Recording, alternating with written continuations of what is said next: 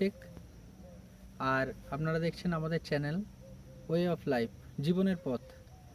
তাই free hand এক্সারসাইজের মধ্যে আমরা ছিলাম, সেই পার্টের মধ্যে একটা মেন পার্ট হচ্ছে হিপ জয়েন্ট এবং তার ব্যাক। তাই হিপ জয়েন্ট এবং তার ব্যাক সম্পর্কে আমরা একটু তথ্য জেনে নেব। বিস্তারিত ডিটেলসে আমরা পরবর্তী ক্ষেত্রে আলোচনা করব।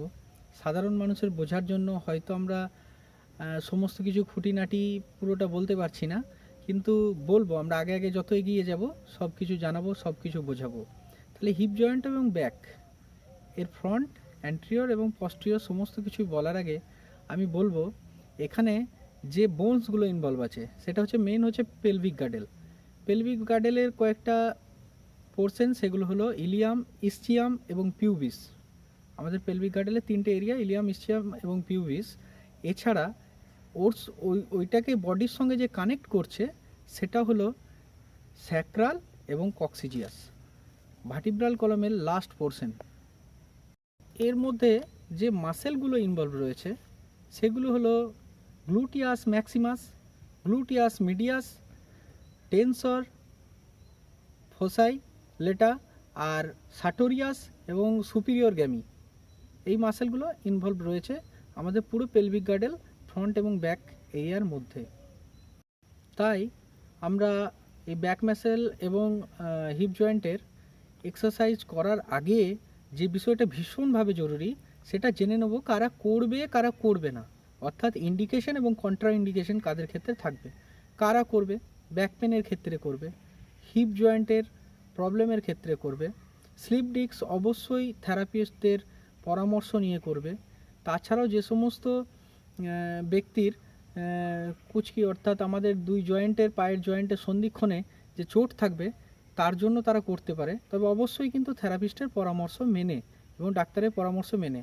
তাছাড়া যারা করবেন না তারা হচ্ছে সিভিয়ার কোনো ইনজুরি হলো হিপের, স্লিপ ডিস্ক, তাছাড়াও নার্ভের কোনো প্রবলেম, কোমরের কোনো বড় অপারেশন থাকলে তারা অবশ্যই করবেন না। হিপ জয়েন্ট ও ব্যাকের এক্সারসাইজ নাম্বার 1।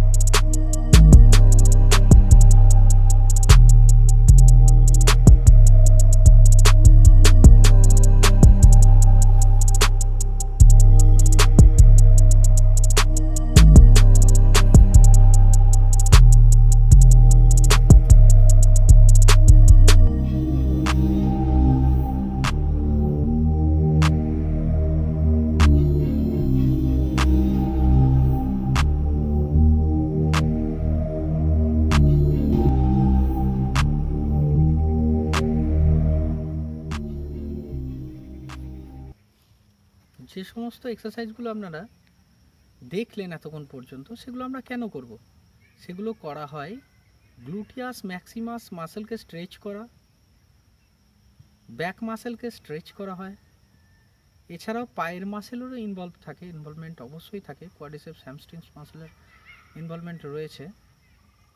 আর এই ধরনের এক্সারসাইজগুলো আমরা এই কারণেই করব, এই সমস্ত মাসেল এবং ফাইবারগুলোর ফ্লেক্সিবিলিটি বাড়ানোর জন্য, তাকে মুভেবল করার জন্য, স্ট্রেচ করার জন্য, প্রত্যেকটা জয়েন্টকে তার নিজস্ব সক্ষমতার থেকে ঊর্ধ্বে কাজ করানোর জন্য, অর্থাৎ ফিজিক্যালি ডেভেলপমেন্টের এক একটা এরিয়ায় পার্ট ধরে আমরা বলে চলেছি।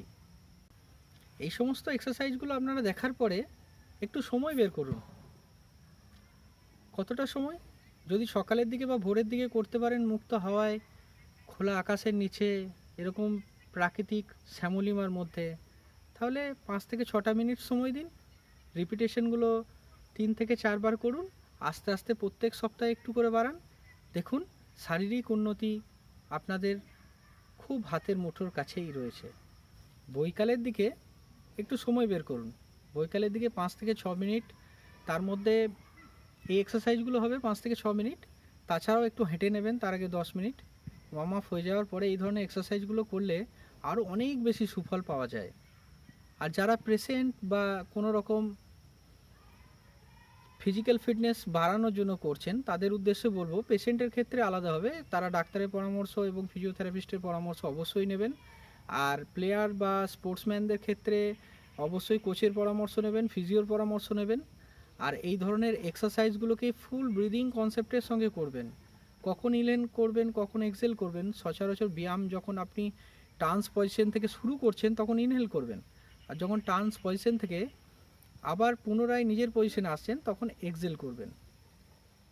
এই ধরনের এক্সারসাইজগুলো করলে আপনাদের প্রত্যেকটা পেশেন্টের ক্ষেত্রে যে যত দূর পর্যন্ত করলে তারা সচ্ছল স্বাভাবিক গতিতে করতে পারবেন, যেটুকু প্রেশার তারা নিতে পারবেন সেটাই হচ্ছে তার ক্ষেত্রে সর্বাধিক। আস্তে আস্তে বাড়বে, একবারে হবে না।